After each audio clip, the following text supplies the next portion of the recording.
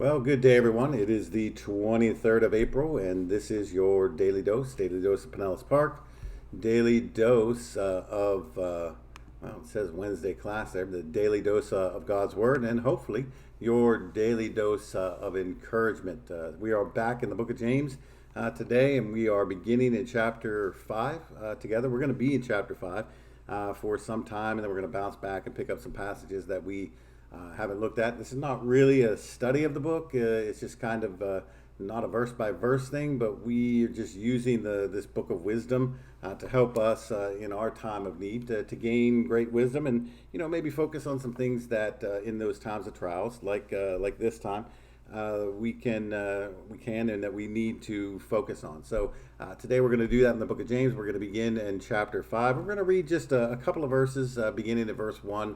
And we are going to try to draw out some of the wisdom that we can find there. Also, I want to encourage you, if you are in the Zoom room or if you are on the YouTube chat, we have both of them going at the same time. I want to encourage you to put in your prayer request for in the chat, or you can send them to me however you would like, as long as you have my phone number and my email address. It's edbenesh@gmail.com. That's EDBENESH at gmail.com. You can send those to me, and we'll make sure that they get put out on our Flockload, Faith Life, all those ways that we try to send those things out to people and connect with our members. We want to make sure that we're praying for everybody who needs to be prayed for. So make sure you fill those. Make sure you fill in the chat with your prayer requests. If you've made a prayer request, I would encourage you to update the prayer request as often as you can. I have one of my own this morning. I will, well, since I know it, I'm not going to put it in the chat, but if you would, keep my Uncle Bill in your prayers. They found enlarged lymph nodes now. He has been transferred to an ICU. He lives in or around Alpharetta, Georgia. So if you would keep Bill, my Uncle Bill, in your prayers. Well, let's go ahead and begin James chapter 5, beginning at verse 1. We're going to read down through about verse 6. And draw out a couple of concepts. We're not going to hit all of those verses today. And certainly there's a lot there. James is a very rich book. As we saw yesterday, you take one verse, you could literally talk for a long, long time about that one verse and the lessons we can learn from it. But let's begin at verse 1 and go down through verse 6. Come now, you rich, weep and howl for the miseries that are coming upon you. Your riches have rotted, and your garments are moth-eaten. Your gold and your silver have corroded, and their corrosion will be evidence against you, and will eat your flesh like fire. You have laid up treasure in the last days. Behold, the wages of the laborers who mowed your fields, which you kept back by fraud, are crying out against you, and the cries of the harvesters have reached the ears of the Lord of hosts. You have lived on the earth in luxury and in self-indulgence. You have fattened your hearts in a day of slaughter. You have condemned and murdered the righteous person. He does not resist you. All right, so this kind of sounds like a set of passages that's talking about, rich people. And of course, when we think rich people, we think other people. We very often, at least in our country, we don't think about ourselves as being rich. But even the poorest among us are richer than most of the people in many countries around the world. This is not a point that is easily driven home to folks unless you actually travel or see these types of things. When first year we went to Mexico, and I realized that there are people in this world who live with their families in boxes and call them homes. It tends to drive home to you the point just how wealthy you really, really are. Countries like ours going through a crisis like this, we've got government and bailouts and things like that. And, when those things don't come quick enough, we stage a protest and, all of those things. But there are countries where there's no government supporting you. There's nobody meeting together to decide whether they're going to cut you a check or that they're going to cut you a check. They just got to decide how big that check's going to be. They don't have any of that. So kind of right out of the gate here, we want to establish that, while we sometimes don't see ourselves as being, wealthy or blessed with great riches, I would dare say the vast majority of people who live in our country fall into the category of what James is talking about here. because we do have, riches, we do have wealth, we do have, things that we can, use for, righteous or unrighteous purposes. And I think that's what we're going to find James really, really focuses on when it comes to, wealth. He's not saying that wealth is wrong. He's not saying that, working a job and earning the money and, making, an income for yourself is somehow wrong. The Bible never says that that's wrong. What it does say very often is how you use it and what you use it for can be wrong, or where you place it in the kind of realm of things in your life can be wrong as well. For instance, the love of money is the root of all evil, right? Not money. The love of money is the root of all evil. When you take money and you put it on the pedestal in your heart that only God is supposed to, sit on, then we are creating not only an idol, but we're creating something that is out of balance in our lives. So, wealth is not wrong in and of itself, but the love of it would be. The sacrificing to it would be. The making it an idol in our heart, would be, right? But all of that simply to say that we live in a country where most of us would be considered by the world standard wealthy people. And since that is the case, it is no doubt going to be a temptation for us, and we need the advice that James gives, that we should not place too much emphasis on this. Why? Well, the first thing that James mentions out of the box is your miseries are coming upon you. This sounds like Old Testament language. This sounds like going back to warnings that were often given to Israel, of the pestilence to come, of the misery that is to come, of, women fighting over which baby they're going to eat today. I mean, that sounds horrible, but that's actually a discussion in the Old Testament. They relied on their riches. They moved away from God, and God is going to come in and take all of those things away and reduce them to, nothingness. Just the other day, I read a news article that was talking about, the world is on the verge of experiencing famines that are biblical. And I thought, there ain't no way in our day and age we're going to experience a biblical famine. We don't live in Bible times. There are things in place today that keep that from ever being the case. But that being said, those things did actually happen. There were famines. There was pestilence. There was nothing to lean back on. There was no crutch. There was no safety net. There was none of that. And this kind of sounds like that. You're going to weep and howl for the miseries that are coming upon you. In short, it's talking about the judgment of God. One day you're going to have to stand and give an account for what you do with the things that God has given you. If God has given you much, then God expects you to do much with it. Right? That's why the greater expectation for the men who received the talents was upon the man who received the most talents. But even the guy who received the least number of talents, he was expected to do something with that. If you turn over to the book of 2 Corinthians, in 2 Corinthians chapter 5, we want to just look at a few verses, beginning with verse 9. He says, "So whether we are at home or away, we make it our aim to please him. For we must all appear," right? So we should try to please God. We should try to do the things that are pleasing to God. "For we must all appear before the judgment seat of Christ, so that each man or each one may receive what is due for what he has done in the body, whether good or evil." Right? So he's telling us there's going to be a judgment, and that judgment is going to be made based upon what you do and in which category it will fit.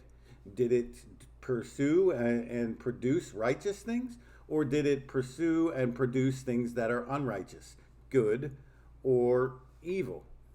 Right? What are the actions that you took with the blessings that God gave you, the blessings that you were supposed to use for good things? Right? So there is a judgment that is coming, and we're warned about it all throughout the Bible. We'll go over to 2 Thessalonians, another good place to go. In 2 Thessalonians chapter 1, beginning with about let's start at verse 5. Paul writes, he says, "This is the evidence of the righteous judgment of God, that you may be considered worthy of the kingdom of God, for which you are also suffering. Since indeed God considers it just to repay with afflictions those who afflict you, to grant relief to those who are afflicted as well as to us, when the Lord Jesus is revealed from heaven with his mighty angels, in flaming fire, inflicting vengeance on those who do not know God, and on those who do not obey the gospel of our Lord Jesus." If you take that and you put it back in the context of the book of James, the whole idea of not knowing God, or basically having known God and simply, leaving him, is reduced down to, okay, how do you use the wealth that God has given you? How do you use the blessings that God has given you? Right now, this kind of reminds me in a very personal way of, in when I was a kid, I guess. My grandparents or my parents, they would send us to the store. Just about. I mean, I grew up in small town Ohio, and we had just down the road the corner market, and you could go to the corner market, whether you were on Wheeling Island where my grandparents lived, or in St. Clairsville where I grew up. You could go down to the corner market, and your parents would give you $10, and they would say, "I need you to pick up this and this, and you get a little something for yourself, but no more than this." Right? So you would go down to the market, and you would pick up these items. Now, you were always tempted. Mom and dad said you got 50 cents of that $10. Always tempted to get that 75-cent item, right? Always tempted to get that dollar. Wow, there's $2 and change. Why can't I just use all of it? Why can't I do with it what I want to do, with it? It's extra. I walked all the way here. It's hot. I'm sweating, right? We justify it a number of different ways. But if you have 50 cents to spend, you better only spend the 50 cents, right? So God says, look, I've entrusted you with these great riches. I've entrusted you with great blessings, and you need to spend them in the way that I tell you. You need to be doing righteous things with them. If not, then you are going to weep, and you are going to howl, and you are going to be in misery. This point can't be overstated, because he says it in three different ways: weep, howl, misery. How important is it then that we really, really analyze how we use the blessings of God, especially our money, especially the monetary blessing that He has given us? Well, it's very, very important. Very important. I don't know if we realize this, but Christ talked more about money than He talked about baptism. He only mentions baptism a couple of times that we have recorded. We don't know exactly how many times he spoke these things, but as far as having recorded, we have Christ talking more about money than we have him talking about baptism, because it's one of those gifts that really, really can be abused. But he goes on and he says, "Your riches have rotted, and your garments are moth-eaten." So there's this judgment that is coming, and those things that we hold most dear are going to be the things that are taken away from us. See, if we don't use the blessing of God, if we don't use it in the way that God has prescribed for us, then those things end up getting taken away and not held to our account. Now, we realize that when we die, we can't take it with us. The Egyptians had it wrong. You can build all the pyramids you want, and you can stuff all the boats in the gold, and you make living people go in there and die for you, but they're not going with you. They're going to be rotting there in that tomb long after you're gone. That's just the way it is, and that's the way it always has been, right? So these things are going to rot. They're not going to do you any good. You're not going to take them with you into eternity in such a way that they would actually help you, right? See, if we're laying up treasure in heaven because we're using our treasure here to do good and righteous things, then our treasure does actually go with us in a way. It's not a tangible treasure. It's not you're not going to pick a piece of gold up and, try to do, I don't know what they're trying to. You ever see that in movies? They put the gold in their mouth. I'm not sure what they're doing there. But, anyhow, you can't take it with you in some tangible way, but you can take it with you in a spiritual way. But here he says, your riches have rotted and your garments are moth-eaten. Now, Garments are moth eaten. To us, that sounds, it's a shirt, I'll buy another one. For them, your garments being moth eaten would have been a big to do. You're talking about a people who maybe had one, two, different changes of clothes. They don't have like what we had today. We have today. We don't have walk-in closets, multiple, with clothes lining it and shoes lining it, and and I don't know what everybody has, but most of us have some closet with multiple, changes of clothes. They didn't have that, right? To them, clothing was kind of like cars to us today. Most of us have one, maybe two, vehicles. Maybe we got a truck and maybe we got a car. Maybe we got a car and a motorcycle. Maybe we got, who knows? But most of us have one, maybe two vehicles. Well, for them, that would have been clothing. They got one, maybe two, changes of clothing. But here, it's moth eaten. So this is a tragedy, right? This would be a tragedy. This would be something that would really, really be detrimental. But he goes on even further and he says, your gold and your silver have corroded, and their corrosion will be evidence against you and will eat your flesh like fire. You have laid up treasure in the last days. Now, this is a different laying up of treasure. This is the laying up of treasure here. It reminds us of the guy that Jesus tells us about who went and built bigger barns so he could, take his ease in Zion, and his soul was required of him that night. Right? You lay up your treasure here, it doesn't go any further than here. Notice he says the gold and the silver, well, that's precious metal, and it doesn't matter who you are and what generation you live, you realize that's precious. And their corrosion will be evidence against you. How will it be evidence against you? Well, because you didn't use it for anything.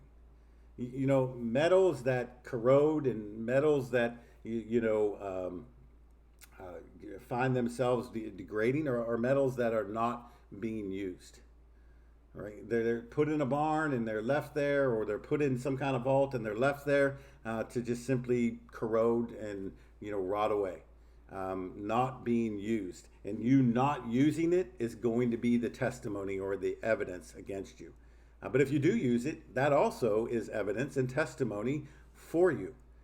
Because remember what Paul said over in 2 Corinthians 5 and verse 10. We will all be judged on what? The deeds done in the body. What did you do with the blessings that God has given you? James has a lot to say about that. And, not only does he talk about judgment, but he talks about, judgment in a number of different things with regard to the use of the money. For instance, if you go down to verse 4, there he's talking about an unjust use of our money. In other words, we don't do justly with it. We promise to pay people, and then we end up not paying them. We make promises to do good things with it, but then we don't do good things with it. And maybe sometimes we look at passages like this and we think, well, I don't employ anybody. I don't, I'm not a small business owner, or, we think I've never defrauded anybody in that way. Well, you know what? When we become Christians and we know that we're supposed to be doing good with the blessings that we have, and yet we don't do them, it's kind of the same scenario. You go back to chapter 4 and you remember that ending verse, to him that knows to do good and does it not, to him it is sin. So if I've got the money and I put it in the bank, by virtue of me being a Christian and saying that I'm righteous and I'm doing righteous things, with all of this to serve God, when I don't do them, it's the same thing as this guy defrauding his labors. It's an unjust act in the presence of a just God who requires that we do justly. I mean, if you go back to the Old Testament, the prophet writes about, I believe it's Micah, maybe Amos. I have to look at it. But he says, look, away with your shows. I'm tired of you coming and worshiping. I'm tired of the noise of your worship. Take those things away. But instead, let justice flow like a raging flood. He goes on to mention a few other things. But we as Christians are called to live just lives. He goes on and talks about verse 5, luxury and self-indulgence. All right, when we allow our money to become the thing that focuses on self, lifts us in our pride, so that it becomes about status and fame and luxury and poshness, so that I don't really have to do anything, then it becomes a sinful thing. So there's at least two things. He says justice or injustice in the use of your money, misuse of your money, and then, of course, luxury and self indulgence are going to be condemned by James.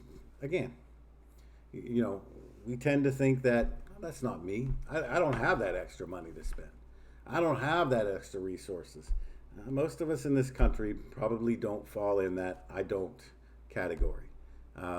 It may be smaller than certainly the people who are richest among us, the Bill Gates of the world and others, but it just means they have more ways to go wrong. We may have fewer ways, but we still have ways. But I guess most important here in this daily dose is to walk away with the idea it matters what you do with the blessings that God has brought to your life. So what will you do today with the blessings that God has given you? Whether it's monetary blessings, whether it's the blessing of some gift or talent that you have, what are you doing with those great and wonderful blessings of God? I appreciate you all tuning in. This has been your Daily Dose.